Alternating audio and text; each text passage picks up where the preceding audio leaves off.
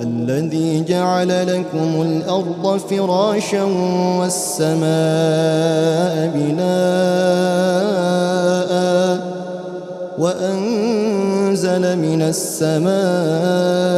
ماء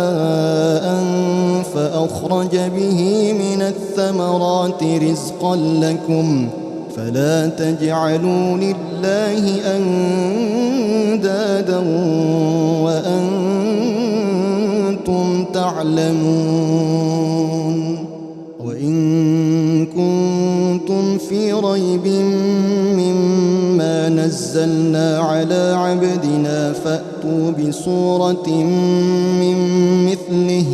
وادعوا شهداءكم من دون الله إن كنتم صادقين